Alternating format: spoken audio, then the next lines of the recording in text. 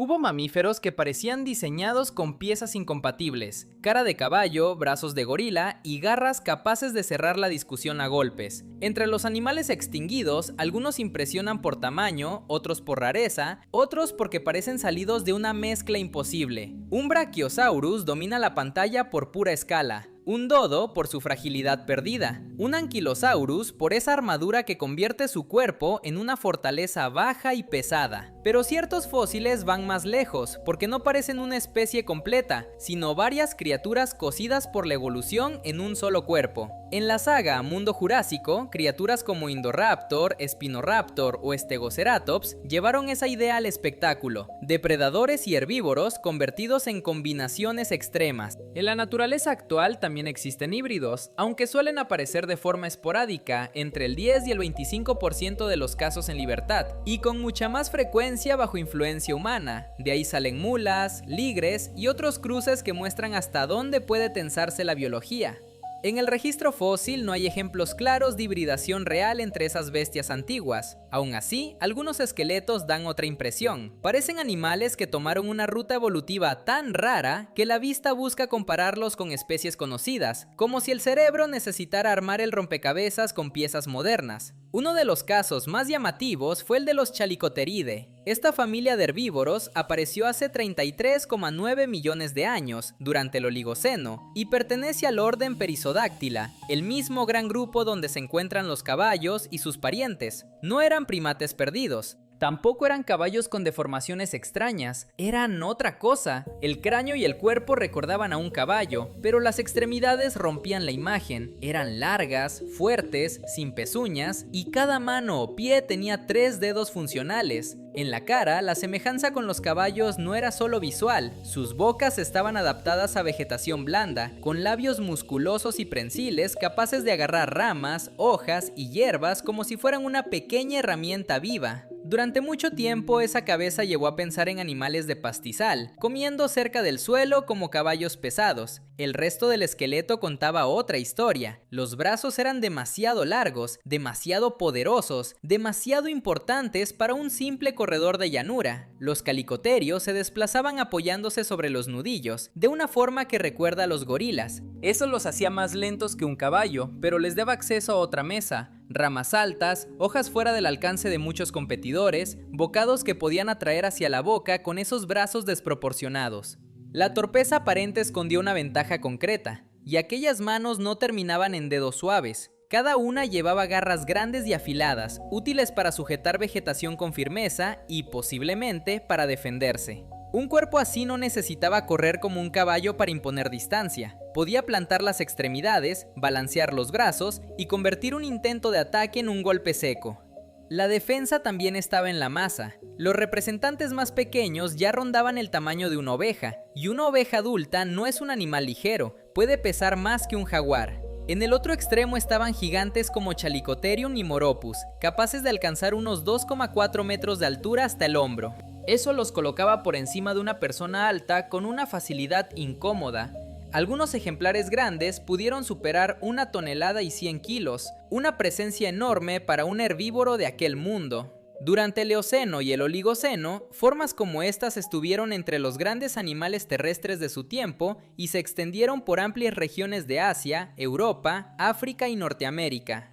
El resultado era difícil de clasificar a simple vista. Un herbívoro con cara de caballo, brazos de gorila, dedos con garras y una manera de caminar que parecía negar su propio parentesco. Funcionaba. Durante millones de años, esa combinación improbable no fue un accidente visual, sino una forma real de sobrevivir entre bosques, ramas altas y depredadores que tenían que pensárselo antes de acercarse. En los yacimientos, los Chalicotheridae no parecen como grandes manadas congeladas en piedra, sino como presencias escasas, separadas, casi aisladas entre los restos del bosque. Sus fósiles dibujan un mapa enorme, desde Asia hasta Europa, África y Norteamérica. Pero Asia parece haber concentrado una diversidad especialmente rica, como si allí aquella forma extraña hubiera encontrado más caminos abiertos. Vivían cerca de zonas arboladas, entre troncos, sombra y ramas altas. Allí, un cuerpo que parecía mal ensamblado cobraba sentido: cabeza de caballo, brazos largos y potentes, dedos con garras y una marcha pesada que dejaba el peso sobre partes del pie que otros herbívoros no usarían así. No necesitaban parecer rápidos para imponer distancia, bastaba con su tamaño, sus brazos y esas garras curvas. La poca abundancia de sus restos sugiere animales poco gregarios, más dados a moverse solos o en números reducidos que a llenar el paisaje en rebaños densos.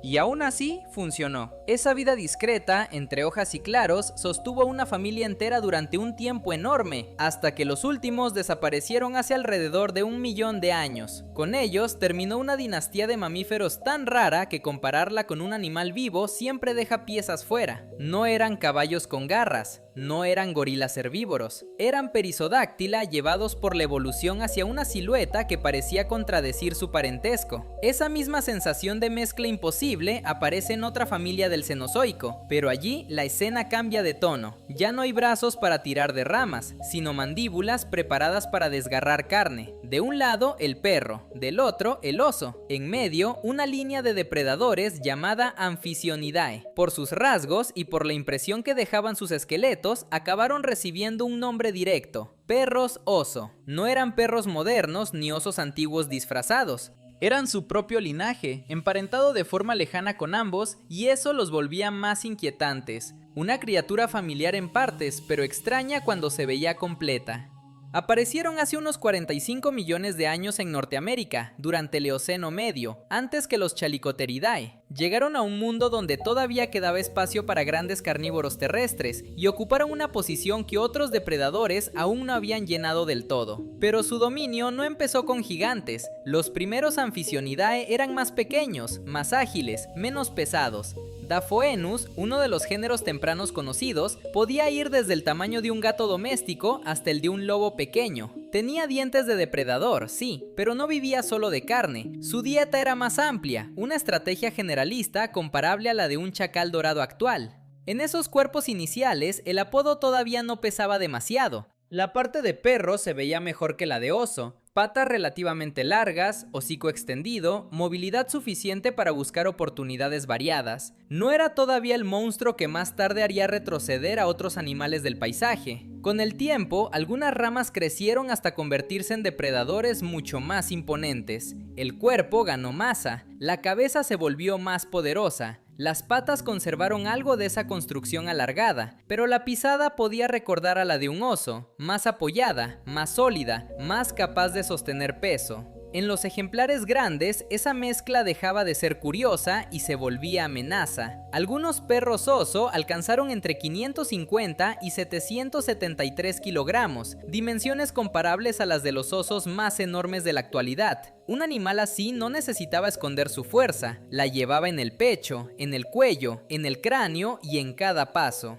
Sus dientes estaban especializados para cortar y arrancar carne, y sus cuerpos macizos podían derribar presas con una violencia difícil de resistir.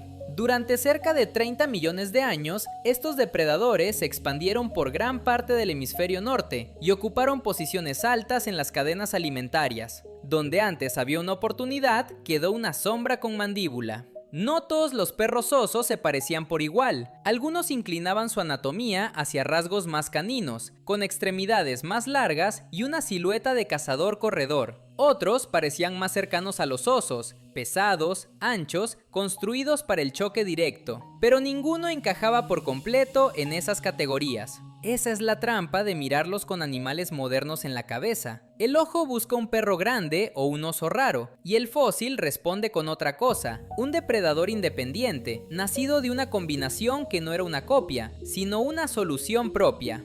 La evolución no unió piezas al azar, produjo un cuerpo que podía matar, competir y mantenerse durante millones de años. Los Chalicotheridae habían convertido la rareza en una forma de alcanzar ramas y sobrevivir entre árboles. Los Amphisyonidae convirtieron otra rareza en presión sobre todo lo que respiraba cerca de ellos. En ambos casos, la anatomía parecía exagerada desde fuera. En su mundo era una herramienta. Los mayores Amphissionidae podían cargar entre 550 y 773 kilogramos de músculo, hueso y mandíbula, más de media tonelada avanzando por el suelo como un oso de Kodiak con instinto de persecución. No era un rival para empujar con un palo. Con ese cuerpo compacto, ancho y feroz, los perros osos se convirtieron en depredadores de una eficacia brutal. En muchos paisajes fueron reyes sin corona, porque su dominio no duró una temporada ni una era breve, se sostuvo durante más de 30 millones de años.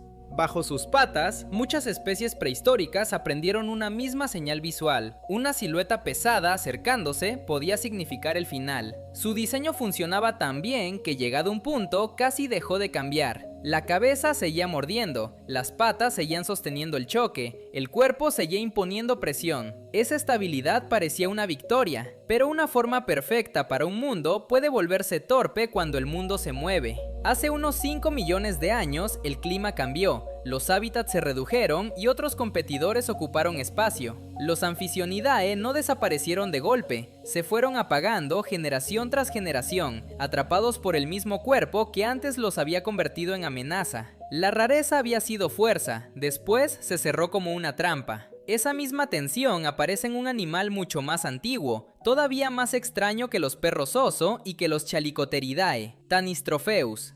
A primera vista, su cuello empuja al ojo hacia una comparación fácil, un plesiosaurio estirado fuera del agua. Pero no pertenecía a ese grupo famoso de reptiles marinos, y además venía de un tiempo anterior, la Triásica temprana. La Triásica ya produjo cuerpos difíciles de encajar en categorías limpias. Tanystropheus aún así sobresalía, porque parecía el resultado visible de juntar un plesiosaurio con una jirafa y luego obligar a esa mezcla a vivir entre la orilla y el agua. El parecido engañaba. Los plesiosaurios eran animales plenamente acuáticos. Sus cuellos largos servían para atacar bancos de peces desde cierta distancia, atravesando el agua con un alcance que en el mar tenía sentido. En tierra, ese mismo cuello perdía su ventaja. Sin el apoyo muscular y esquelético adecuado, un individuo varado habría quedado expuesto, pesado, casi condenado. Tanystropheus jugaba con otras reglas. Su cuello parece haber sido muy rígido, sostenido por huesos y músculos como una estructura larga, más cercana a la de una jirafa que a la de una serpiente. Esa rigidez podía permitirle mantener el cuerpo grande con cierta estabilidad fuera del agua, sobre todo porque el cuello, pese a su tamaño, era relativamente ligero y estaba compensado por tendones fuertes. La ventaja tenía precio. Tanystropheus no podía doblar el cuello con ondulaciones flexibles ni lanzarlo en curvas cerradas. Su alcance era impresionante, pero venía con una limitación visible, una vara viva, larga, tensa, difícil de esconder. Durante un tiempo se pensó que pasaba casi toda su vida en el agua, luego sus extremidades y su cola empezaron a contar otra historia. No mostraban tantas adaptaciones claras para nadar como se esperaría en un animal marino puro, se parecían más a las de reptiles capaces de moverse en tierra.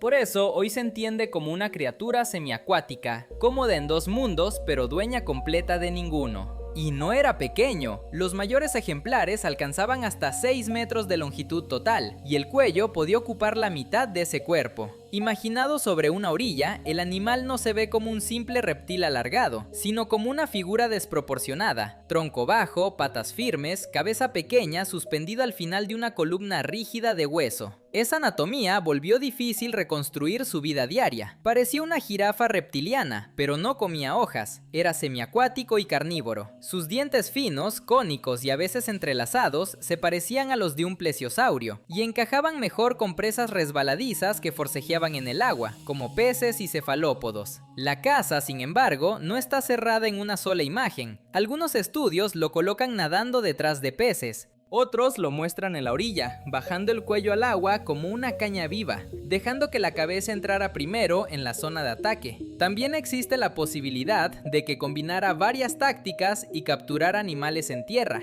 Una jirafa carnívora de movimientos contenidos y mordida precisa. Lo que no queda en duda es que aquella forma funcionó durante mucho tiempo. Tanystropheus aparece en numerosos fósiles de formaciones repartidas por Europa, Asia y Norteamérica. Su género resistió cerca de 10 millones de años.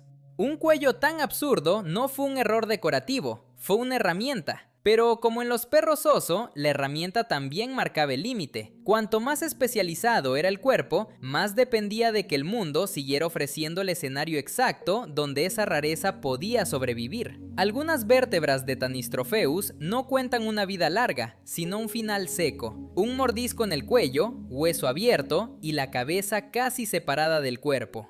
Aunque era mucho mayor que muchos de sus parientes, seguía perteneciendo a los Tanistopheidae, un grupo de reptiles de silueta parecida que fue bastante común durante buena parte del Triásico. Aquella forma extraña no fue una rareza aislada, aparecía una y otra vez, con cuerpos alargados, extremidades discretas y cuellos que parecían demasiado largos para mantenerse a salvo. El problema estaba en la misma herramienta que lo había hecho eficaz. Su cuello podía meter la cabeza en zonas donde el cuerpo no entraba, acercarla al agua, alcanzar presas sin mover todo el animal. También quedaba expuesto. No era como la cabeza altísima de una jirafa, perdida arriba, lejos de muchas mandíbulas. En Tanystropheus, ese tramo vulnerable estaba al alcance de depredadores que patrullaban el agua y sus bordes. Muchos fósiles muestran heridas de mordida en el cuello, profundas, destructivas, mortales. En algunos ejemplares, el daño fue tan brutal que casi equivale a una decapitación. Entre los atacantes sospechados aparecen Notosaurus, Ichthyosaurus y el Beticosaurus, animales capaces de convertir esa ventaja anatómica en una trampa. Durante cerca de 10 millones de años, Tanystropheus funcionó, después desapareció.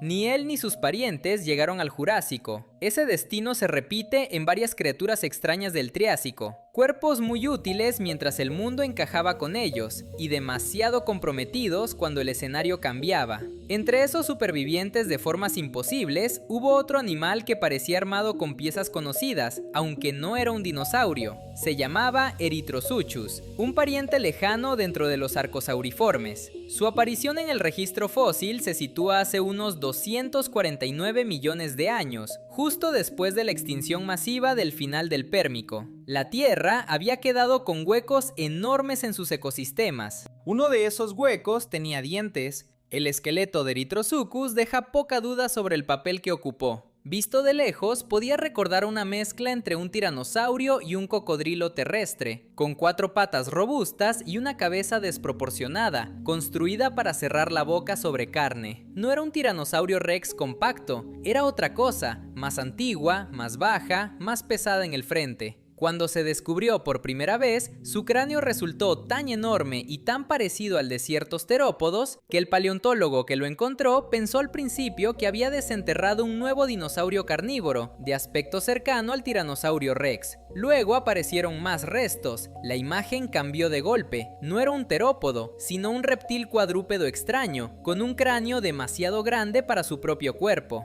Ese cráneo podía medir hasta 1 metro. El animal completo alcanzaba unos 4 metros de longitud. En otras palabras, una cuarta parte de su cuerpo era cabeza, cerca del 25% de toda su longitud concentrado en mandíbulas, hueso y músculo. Para los animales que compartían su territorio, esa proporción no anunciaba nada tranquilo. Erythrosuchus no llevaba ese cráneo para arrancar hojas, su dieta pertenecía al rojo de la carne abierta. En su época de dominio fue un gran depredador, sus mandíbulas estaban llenas de dientes grandes, cónicos, afilados como cuchillas, cerrados y curvados hacia atrás. Entraban en la carne con facilidad y salían peor, porque la forma del diente retenía, desgarraba y convertía cada tirón en daño. El cráneo alojaba una enorme masa muscular. Eso permitía accionar la mordida con una fuerza comparable a la de los grandes cocodrilos actuales. Una presa lenta, un rival armado, un herbívoro grande con defensas corporales, todos quedaban dentro del mismo margen de peligro.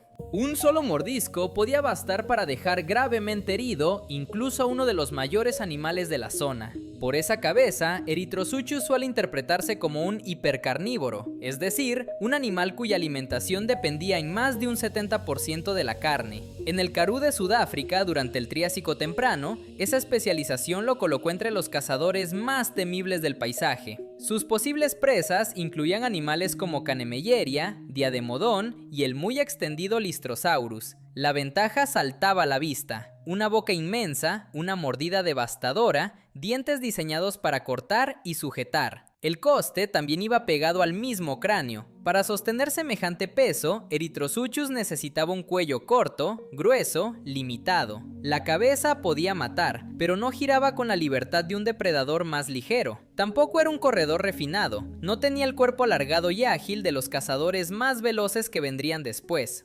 Su diseño lo empujaba hacia la emboscada, hacia presas que tampoco se movían con rapidez. El ataque tenía que llegar desde cerca, con el cuerpo ya colocado, porque aquella cabeza colosal no perdonaba errores de equilibrio. Esa misma limitación pudo cerrarle el futuro. Cuando aparecieron depredadores más rápidos y maniobrables, una boca gigantesca dejó de ser suficiente. Erythrosuchus había llenado un vacío dejado por una extinción masiva. Había reinado con un cráneo de 1 metro y una mordida de pesadilla, pero su cuerpo entero estaba pagando por esa arma. La lección queda escrita en los huesos. Parecerse a un tiranosaurio por la cabeza no basta si el resto del animal no puede seguirle el ritmo. Pero hubo una mezcla que sí funcionó: hocico de cerdo, mandíbula de hiena y una sombra de hipopótamo escondida en el cráneo. De esa combinación salieron los entelodontes, los llamados cerdos infernales. El nombre no era delicado, pero encajaba con el animal. Cuerpo pesado, pezuñas grandes y hendidas, morro ancho, dientes enormes y una presencia capaz de vaciar una orilla o un claro del bosque sin necesidad de correr.